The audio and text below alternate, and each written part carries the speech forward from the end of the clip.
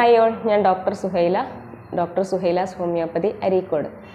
പലരും അനുഭവിക്കുന്ന ഒരു ബുദ്ധിമുട്ടാണ് ഭയങ്കര ഡ്രൈ ആയിട്ടുള്ള സ്കിന്ന് ഭയങ്കര കട്ടിയായിട്ട് സിൽവർ കളറിൽ വന്നിട്ട് ചെതുമ്പല് പോലെയായി ഇളകി പോകുന്ന ഒരവസ്ഥ, പാമ്പിൻ്റെ തൊലി പോലത്തെ സ്കിന്ന്. ഇങ്ങനെയുള്ള കണ്ടീഷനൊക്കെ അനുഭവിക്കുന്ന ഒരുപാട് ആൾക്കാരുണ്ടാവും. എന്താണ് ഈ ഒരു കണ്ടീഷൻ?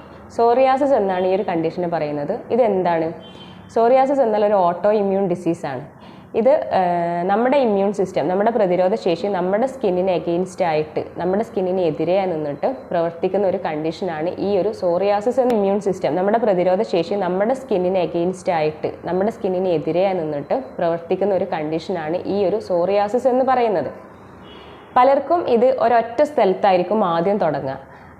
ഒട്ടുമിക്ക ആൾക്കാർക്കും ഇത് തലയിലായിരിക്കും, സ്കാൽപ്പിലായിരിക്കും തുടങ്ങുക.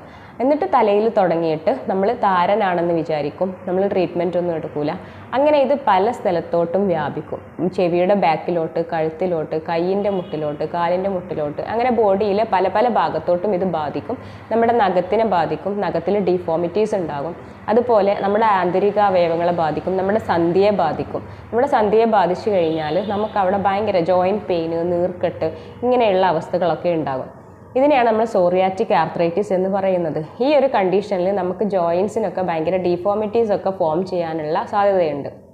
നമ്മൾ ശ്രദ്ധിക്കേണ്ട ഒരു കാര്യം, ഈ ഒരു കണ്ടീഷൻ നമ്മൾ തുടങ്ങുന്ന സമയത്ത് തന്നെ നമ്മൾ നല്ലൊരു ഡോക്ടറെ കൺസൾട്ട് ചെയ്യുക, അതിന് വേണ്ടിയിട്ടുള്ള ട്രീറ്റ്മെൻറ്റ് എടുക്കുക എന്നുള്ളതാണ്.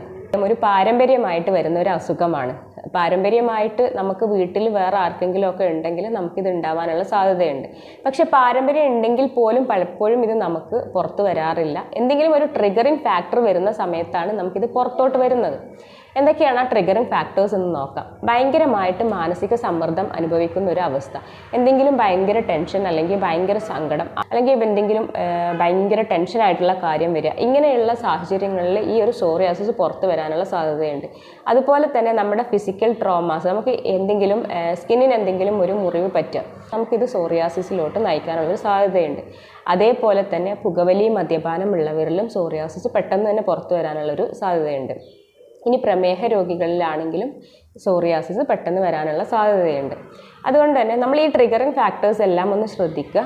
ഇതിനെ ഒന്ന് നമ്മൾ കൺട്രോൾ ചെയ്ത് നിർത്തുക. മാനസിക സമ്മർദ്ദമുള്ളവരാണെങ്കിൽ മാനസിക പിരിമുറുക്കം കുറക്കാൻ വേണ്ടിയിട്ടുള്ള കാര്യങ്ങൾ ചെയ്യുക.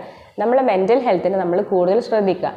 അതേപോലെ ശ്രദ്ധിക്കേണ്ട ഒരു കാര്യമാണ് നമ്മളെ ഗട്ട് ഹെൽത്ത്. നമ്മളെ ഗട്ട് ഹെൽത്തിന് നല്ല രീതിയിൽ ഇമ്പോർട്ടൻസ് കൊടുക്കുക, ഗട്ട് ഹെൽത്ത് നല്ല രീതിയിൽ ശ്രദ്ധിക്കുക. ചില ആൾക്കാർ പാലും പാലുൽപ്പന്നങ്ങളും ഉപയോഗിക്കുന്ന സമയത്ത് സ്കിന്നിന് അലർജി പോലത്തെ കണ്ടീഷൻസ് വരാറുണ്ട്. ഇങ്ങനെ സ്കിന്നിന് ഇറിറ്റേഷൻ ഉണ്ടാക്കുന്ന പാലും പാലുൽപ്പന്നങ്ങളും നമ്മൾ ഒഴിവാക്കുക. അതുപോലെ തന്നെ ചിലരിൽ ഗ്ലൂട്ടൻ കണ്ടെയ്നിങ് ഫുഡ് ഐറ്റംസ്, ഗോതമ്പ്, മൈദ, ഇതിൻ്റെയൊക്കെ പ്രോഡക്ട്സ് യൂസ് ചെയ്യുന്ന സമയത്ത് സ്കിന്നിൽ ഇറിറ്റേഷൻ വരാറുണ്ട്. ഇങ്ങനെ ഇറിറ്റേഷൻ ഉണ്ടാക്കുന്നവരാണെങ്കിൽ ഈ ഒരു പ്രോഡക്ട്സിനെയും ഒഴിവാക്കാൻ വേണ്ടി ശ്രമിക്കുക. ഒരുപാട് സീഡ്സ് കഴിക്കുന്നവരാണെങ്കിൽ സീഡ്സിൻ്റെ ഉപയോഗം കുറക്കുക. അതുപോലെ തന്നെയാണ് നമ്മൾ വെയിൽ കൊള്ളുന്നത് നല്ലതാണ്. പക്ഷെ ചില ആൾക്കാരിൽ വെയിൽ കൊണ്ടു കഴിഞ്ഞാൽ ഇറിറ്റേഷൻ വരാനുള്ള സാധ്യതയുണ്ട്. നമുക്ക് സോറിയാസിസ് ഉള്ളവർക്ക് പ്രത്യേകിച്ചും വെയിൽ കൊള്ളുന്നതാണ്. പക്ഷെ വെയിൽ കൊള്ളുമ്പോൾ സ്കിന്നിൽ ഇറിറ്റേഷൻ ഉണ്ടാക്കുന്ന ആൾക്കാരാണെങ്കിൽ വെയിൽ കൊള്ളുന്നത് കുറക്കാൻ വേണ്ടി ശ്രമിക്കുക. ഇനി നമ്മൾ ശ്രദ്ധിക്കേണ്ട ഒരു കാര്യം, ഈ ഒരു കണ്ടീഷൻ നമ്മൾ സ്റ്റാർട്ടിങ്ങിൽ തന്നെ ഇതിന് ട്രീറ്റ്മെൻറ്റ് എടുക്കുക. നമുക്ക് പൂർണ്ണമായിട്ടും ഒരിക്കലും സോറിയാസിസിനെ നമ്മുടെ ബോഡിയിൽ നിന്ന് മാറ്റിയെടുക്കാൻ വേണ്ടി നമുക്ക് കഴിയില്ല. പക്ഷേ ഇതിൻ്റെ നമുക്ക് നിയന്ത്രിച്ച് നിർത്താനും അതുപോലെ ഇതിൻ്റെ കോംപ്ലിക്കേഷൻസ് വരുന്നതിനെ തടയാനും, അതുകൊണ്ട് തന്നെ നമ്മൾ ഇതിൻ്റെ തുടക്കത്തിൽ തന്നെ നമ്മൾ ഇതിന് വേണ്ടിയിട്ടുള്ള ട്രീറ്റ്മെൻറ്റ് എടുക്കേണ്ടതാണ്. ഹോമിയോപ്പതിയിൽ ഇതിന് നല്ല രീതിയിലുള്ള ട്രീറ്റ്മെൻറ്റുകൾ ഇപ്പോൾ ലഭ്യമാണ്. നമ്മൾ ട്രീറ്റ്മെൻറ്റ് എടുക്കുന്നതോടുകൂടെ നമ്മുടെ മെൻ്റൽ ഹെൽത്തും നമ്മുടെ ഫിസിക്കൽ ഹെൽത്തും നല്ല രീതിയിൽ ശ്രദ്ധിക്കുക, നല്ല രീതിയിൽ വ്യായാമം ചെയ്യുക, അതുപോലെ നല്ല രീതിയിൽ ഉറക്കം നമ്മുടെ ബോഡിക്ക് കൊടുക്കുക. ഇങ്ങനെയുള്ള കാര്യങ്ങളെല്ലാം ശ്രദ്ധിച്ചു കഴിഞ്ഞാൽ നമുക്കിതിനെല്ലാം നമുക്ക് കൺട്രോൾ ചെയ്ത് കൊണ്ടുവരാൻ പറ്റും. അതേപോലെ നമ്മൾ ഭക്ഷണത്തിൽ ഉൾപ്പെടുത്താൻ നമുക്ക് ഭക്ഷണത്തിൽ നിന്ന് റെഡ് മീറ്റ് പോലത്തെ ഐറ്റംസ് നമ്മൾ ഒഴിവാക്കുക. ബീഫ്, പോർക്ക്, മട്ടൺ, ഇതൊക്കെ നമ്മുടെ ഭക്ഷണത്തിൽ നിന്ന് ഒഴിവാക്കുക. അതുപോലെ processed and packed food items നമ്മുടെ ഭക്ഷണത്തിൽ നിന്ന് ഒഴിവാക്കുക. ഇനി വൈറ്റമിൻ ഡി കിട്ടാൻ സാധ്യതയുള്ള ഫുഡ് ഐറ്റംസ് നമ്മുടെ ഭക്ഷണത്തിൽ ഉൾപ്പെടുത്തുക. അതായത് വൈറ്റമിൻ ഡി കിട്ടാൻ സാധ്യതയുള്ള ഫുഡ് ഐറ്റംസ് നമ്മുടെ ഭക്ഷണത്തിൽ ഉൾപ്പെടുത്താൻ വേണ്ടി ശ്രമിക്കുക. അതായത് ചെറിയ ഫിഷ് ഐറ്റംസ്, അതുപോലെ തന്നെ ഫ്ലാക്സ് സീഡ്സ്, ഒലിവ് ഓയിൽ, ഇതൊക്കെ നമ്മുടെ ഭക്ഷണത്തിൽ ഉൾപ്പെടുത്താൻ വേണ്ടി ശ്രമിക്കുക.